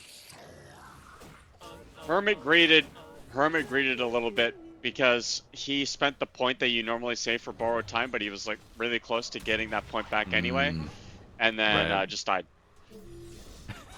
Radiant's middle Sometimes it's as simple as that. As Yep. we see Simplicity manifest in the bottom lane, run at your enemy's big snowball, bringing him back into the darks here with a punch up, and that's going to be a dead long. As Gatito lets those kisses fly for my colleagues. Hermit does have that point again. He's not going to make that same mistake. Yeah. They think he Keep doesn't that have one. it though. tower is Oh, under attack. all right. Pops it. A little bit of return damage, healing him up with that edict. Can't cancel that one. The shards find their way through. Snowball to save, and that is a dead lash rack. Connect trying to make some noise for Dad as he arrives on the low ground. Buying time, trying to find an angle, but Sven on the SF. It's a split fight, friends. And Dad gonna let that ultimate rip, but it's a pump fake. They found Shifu with the fire blast. Stun is mounting. The damage coming out. Dad does not get the ultimate off. Lowest punch to cancel, and the snowball to follow. And it's a combo breaker for Argentina. They do lose the Tusk. Get another kill, and now God Strength coming out to play. Let's see those muscles, Valenci. Those muscles are going to farm top lane. Radiant are scanning. These are farming muscles. Yeah, but that was a sick fight for Argentina. They got everything they wanted. They really utilized the TA very effectively in that team fight. And we're talking about that overconfidence. Maybe that could have been a misstep that Peru were feeling from game one. Maybe they thought, hey, we can just outplay our opponents. But this Templar Assassin is really causing a lot of problems, and so is the Sven. When you see the Sven come in, you can't fight him. You have to walk away. He's going to get that Blink Dagger soon. He's made his way up to that top triangle. I think the only thing I'd want to focus on a little bit more is getting Hermit into the game, but he's got that Hand of Midas built up, not going to Yeah, Hamadam. baby. Yeah, That's right. he's There's reading one it way. up. There are two ways to accelerate that farm. You know, Helmdom does a great job. XP and gold from the creep of Midas. This is the gold standard. Yeah, Gonna go for Literally. the blade mail afterwards as well. Blade Mail into the Leshrac, into the SF, into the Darkseer. There's a lot of uncontrollable damage that you can reflect. Yeah. Oh. Okay, a bit of a standoff here in the mid lane. Radiant's bottom tower. is Tower under very attack. healthy. For Radiant, perhaps. What's the Dire tier 1 at? Like a little bit under half. Okay. Could see them make a play there, that way. Dire's top tower Yeah. is under But attack. looking at the carry differential here, Radiant's Sven bottom leading the tower SF is by under about attack. 400 gold. Sven's certainly one of those heroes that wants to be a full item ahead Yeah. of the enemy carry. Does he have Yeah, a it path is- towards that? Being a reality plate? I would say stacks, but I don't think Argentina want to do that. I think the way you can get that done is by just keep having better fights. The SF in that last fight was stunned 3 times before he could get his ultimate off by the Tusk. Radiant So- are scanning. Mm-hmm. That was a really good way of making that happen. Yeah, Peru really hung out their Shadow Fiend to dry. You Yeah. know, they had their supports, their cores up on the high ground, while Shadow Fiend was left on the approach in the river. And I think if Dire's middle tower you want to have a is under successful team attack. fight, you got to have your SF's positioning in mind. It's also really hard because you're dealing with this Templar Assassin, and look at where both supports have been this whole time. Ooh! Great blink. Where have those supports been? Literally hugging Right behind. Templar Assassin. There are Templar Assassin has 2 shadows, and they're both supports. Oh, Balenci. You know, Oh, they- no. They've got their ults. They don't need to be anywhere else. Yeah, Valencia, oh no. Indeed. Put it on the name tag. Valencia dot oh no. Big kill going towards Dad there. And now SF, top of the charts, 9,500 gold. Poking ahead of the Sven. I think this fan was just a little bit too confident in his positioning there. Didn't respect the rotation. Yeah. Blinking forward. Yunek throws it at Iaba. Relatively safe. It's going to be a reset of the action following just a little bit south. Wonder Kid with the Edict flowing. No, going to be a reset from Argentina. As positioning from Peru is normally what we're very used to. They want to get very aggressive. They want to get involved. They want to invade space. Nice smoke break by the Ogre as well. Oh, but he will give up his life for it. You got to imagine Pandabu not able to get out of this one. Another kill for Shifu. They did also ping out Dad. He's pretty tanky. Has the ult available too to buy a little bit of time and a pike to reset. But Hermit with a good angle. Will it be enough? Trap slows, but Dad escapes. The tower can't, however. This top tier 1 tower now under siege. They're going to rotate this Alk over. I want a hero that can move structures. Okay. Why? I don't know. Because I'm crazy, Plate. I want to think see. a hero wanna that see can something build different. towers would be very cool. Yeah, I can behind that. Did you ever play Heroes of New Earth? I did not play Heroes of New Earth. Oh. I wasn't old enough. You didn't pass the check mark. No. Enter your age. Yeah. Yeah, I was like, Here. wait, why isn't this working? Yeah. You're honest. I am. Yeah. But there was a hero called Engineer. He could throw down a turret and buff it up. This is kind of nice. That'd be interesting. Not like necessarily a full tower, but it would like get the modifiers and like your attacks too. So, well, we're gonna see a lot of attack damage come out here. Ogre to fall. Blink Dagger reveal. Was that on Sven? that was Blink Dagger reveal on Sven. Yeah. Good timing. Concoction brewing. The TPs are in. Oh, a big vacuum wall with the Requiem after the splitter at the land. Balenci dead. Tiplar dead. Gato gotta be next. Big cookie for Hermit, trying to get him out of danger, but I do not know if it will be enough to chase. Is on another concoction, brewing shards to stymie the assault, but it will not be enough. 3 dead for Argentina as the floodgates break open. Water washing the bodies away. And now, gonna bring down a tier 1 tower as the fortification expires. Peru. Esiave. I think that's the saying. Peru's the key. Yeah, they dominate that team fight there. They can vacuum combo into the SF ulti, and there's no saves. The Tusk doesn't have blink yet, so he could, even if he wanted to snowball save that from the vacuum, there wasn't an option for him. He's about 100 gold away from that. Yeah. Oh no. And he's going to be longer than 100 and gold. he's gonna stay. Yeah. Yeah, that deficit's gonna increase. Yeah. I did like the play from Argentina to push towers. They did push that objective, but I think the moment you take that tower, you just full commit, you blink back. They wanted the wave after. A little bit too greedy. Yeah, maybe not expecting the aggression from Peru, but you have to realize vacuum wall into Requiem is a nasty combination, and if you don't take the Dark Seer off the map, that's a possibility. You know? I mean, you had just killed what the Ogre, I think, before that. Yeah. Yeah. We do see Hermit with the very niche Heaven's Hopper. It doesn't stop a team from taking Tormentor, though. No, it does not. And they will do that with Reckless Abandon. Pandaboo gonna get the shard. So a little fire shield blocking some attack damage, returning it. I'm farming lane 'cause I'm a winner. How many times have you heard that? You know, wait, that might be the least heard Effie line that I've after Really? TI. Yeah. Like I've heard it a decent amount, but not as much as like poor baby or nice try little bro, something like that, you know. I see. Yeah, no, those are Those years pretty past. classics. Yeah. Yeah. As we are going to see a classic breakout on the Wisdom Shrine at 21 minutes. Kisses landing. Forces scattering. God Strength coming in with a vacuum wall from the Dire. Will it be enough? Tusk to fall. Right clicks landing from Dad as she falls under his own tier 2 tower. It's a disaster.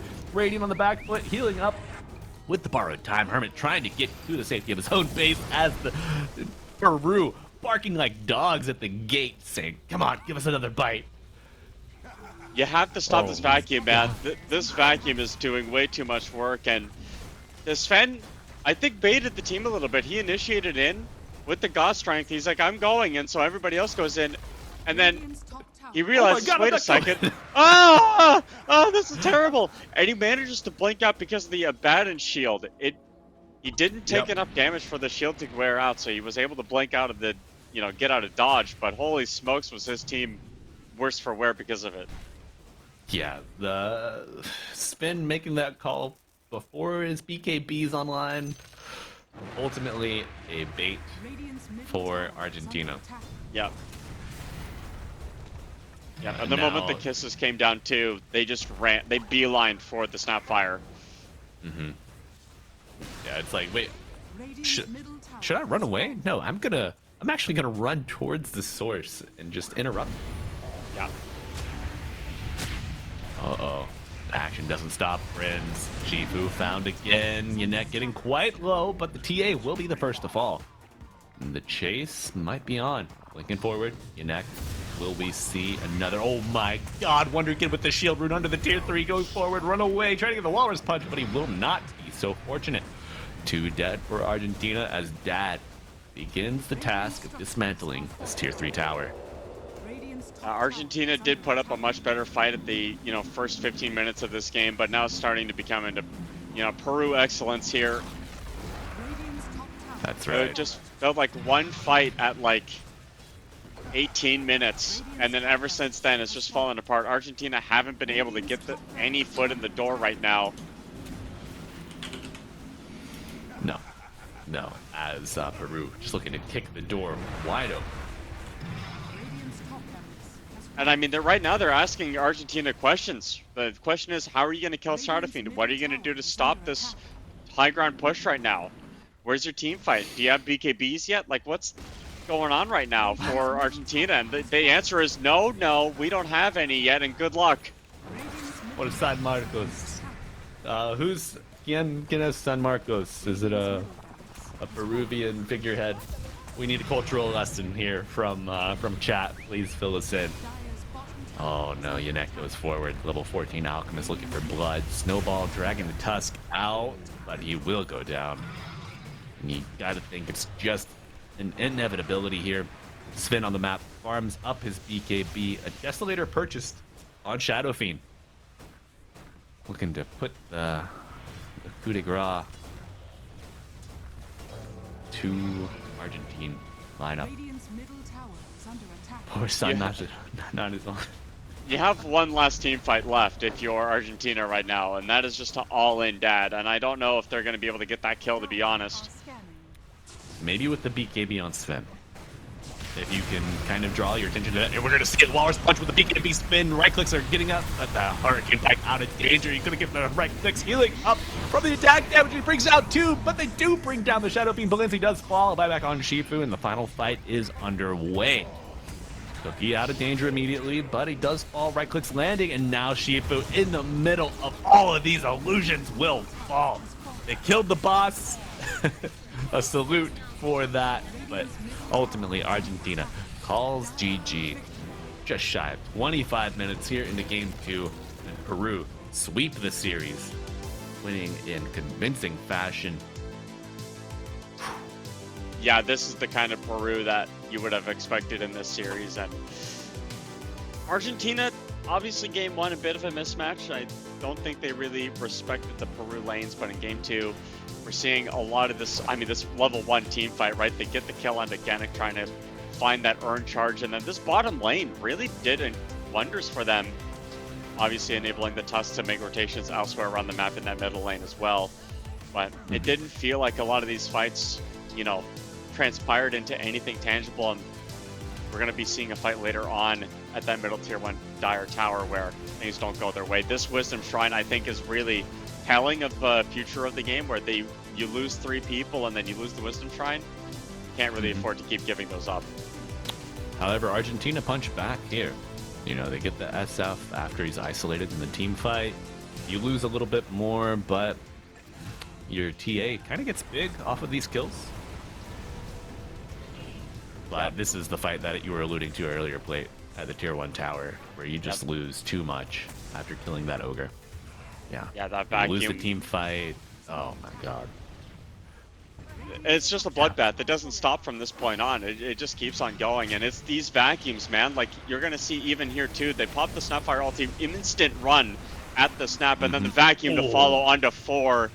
There's just nothing else that could be done in this situation. It felt like Argentina, the team fight just wasn't quite there for them. Really surprised we didn't see a Mars, to be honest, but yeah, Mars could have given a lot of answers for this Peruvian lineup. You know, a little more control for the TA, let her hit targets and isolate them. And I mean, I don't feel like there were a couple saves. Like you mentioned, the shield being provided for this Finn so he could blink out after not taking actual HP damage. But in terms of what we saw from the Abaddon, didn't really do too much that the Mars could not have done, you know? Yeah. And Plate, you have an MVP for game 2? Post-game summary here. I mean, pretty obviously, I think I'm going to have to give it over to Wonder Kid. I think the guy just completely shut down a lot of those late game team fights. The thing about the Lush track is, like, you know, you see these vacuums and you're like, wow, that's really cool, but the vacuums don't mean anything unless you have someone pumping in damage, and it was mostly Wonder Kid that was doing that. Very elusive, I think, in a lot of the team fights that were going on, and ultimately he was the answer to a lot of the problems that Peru were running into, where they were just starting to lack damage, and then you get these vacuums in and you just walk in the middle of with the lightning storm, your ultimate. That's basically it. That's all you really needed, and good, you know, good on him. He did eclipse everybody almost. He was the only person in the game with 20,000 plus hero damage. The only person on his team that had more than 12,000 and something hero damage. So I think ultimately Wonder Kid just popped the heck off in that game. Yeah, the Wonder Kid Lash Rack, stuff of legends. Absolutely, as Peru climb their way to a 2-0 win, and with that, I think they get to the top of their group. You know, this is a 3-team group here, and Argentina, they were previously the 1 seed with a 1-0 record, but, you know, group stages early on. So you gotta imagine Argentina kind of looking down the barrel here as we get into the next round. Would like to see them make it to the playoffs, but we're gonna have to wait to see more action play. We do have a little bit of a break here before our next round of play. It's gonna be about 70 minutes. So Dota fans, looks like you have enough time to maybe go for a walk, make you a little meal, take a snack, take a stretch, and we'll see you here in 70. But played anything before we go? Yeah, while we're gone, please don't miss us too much. I know we're very lovable people, but, you know, it's okay. We'll be back 70 minutes. You can live without us for that amount of time. And what a good series. I think Argentina have a lot more to play for here in the future, but it's going to be tough to beat Peru, who are probably, you know, with this win, putting themselves in a really good position to make it to that playoff format. Absolutely. And friends, we'll see you here in 70 minutes. Be sure to tune in then.